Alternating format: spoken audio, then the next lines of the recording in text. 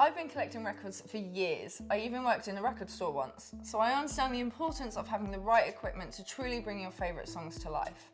So here I am, talking to you about a beautiful bit of kit that's going to make listening to your records even better.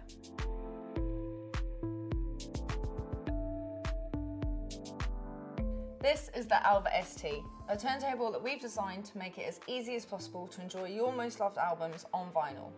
Most of the complicated calibration is done by the experts at our factory, but there are a couple of relatively simple steps you need to follow in order to get started. Firstly, figure out where you're going to place your turntable. A turntable is an entirely mechanical method of music reproduction, from the stylus that tracks the grooves to the motor that spins it. It can be sensitive to outside influences, so we recommend placing your turntable on a flat surface away from any potential sources of vibration. We don't package the turntable with the platter attached. It's heavy and we wouldn't want it moving around during transit and causing damage. Place the platter on the base plate over the spindle and attach the belt over the motor, before then putting the rubber mat on top. Once you've completed this step, you won't need to lift the platter again, as speed control is handled by these two electronic buttons, so you can effortlessly switch between playing albums and singles. Next, attach the head shell to the tone arm and tighten the collar. The last piece that needs attaching is the tone arm counterweight. We leave this off to save the tone arm from undue stress in the box. All you need to do is simply push and rotate onto the thread. The next thing is to set the tracking force. This is the pressure that the stylus applies to the record. Now, too much pressure and the stylus won't track the grooves properly, which can cause distortion and lost information, as well as avoidable wear to your precious records. Too little pressure and the stylus will jump and could potentially damage your collection. We don't want that, so you can see the value in getting it right.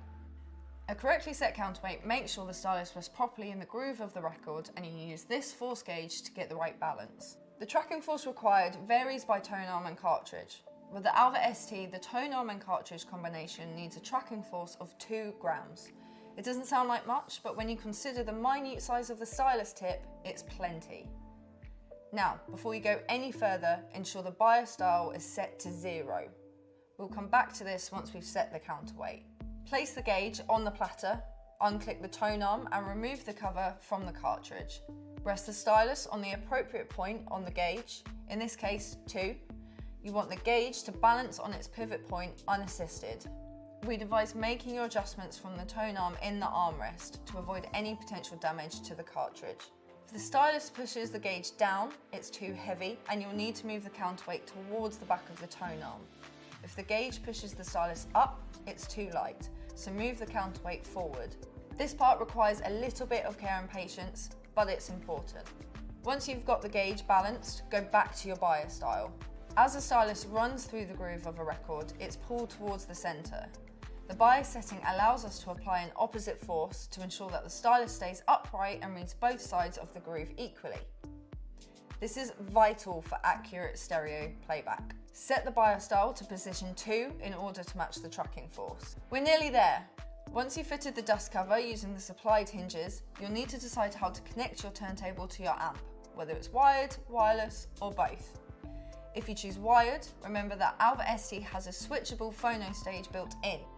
A phono stage is a specialist piece of amplification equipment that can take the tiny level of current generated by the cartridge and amplify it to a level where a regular amplifier can work with it. Some amplifiers also have a phono stage built in, so if you already have a phono stage in your system, it is really important that the one inside Alva ST is switched to the phono position, as otherwise it will not only sound terrible, but it could also damage your speakers. If you need to use the Alva ST's built-in phono stage, make sure the switch is set to line. If you are unsure about this step, consult your owner's manual before making any connections. If you're going down the wireless route, you'll need to pair the Alva ST with a Bluetooth receiver, either a speaker, an amplifier, or a set of headphones. Ideally, your receiver should be aptX certified, but no worries if not. The Alva ST supports standard Bluetooth connections. You just won't get the highest quality connection it's capable of. To start the pairing process, we advise turning off all Bluetooth devices other than the Alva ST and the device you want to pair it to. Turn on the Alva ST and press the Bluetooth pairing button located on the rear for 2 seconds. The blue LED will flash quickly to indicate it's in pairing mode. Once successful, the blue LED will stop flashing and will enter pair mode. A solid light indicates a standard Bluetooth connection, whilst long solid intervals indicates a higher quality aptX HD connection. Once you've paired the turntable, it will automatically pair to the last device, so no need to go through the setup again. And that's it, you're all done. Now it's time for the fun part. Go and pick out that record you haven't listened to for ages, that one you really love. Turn the volume up, kick back and enjoy. You deserve it.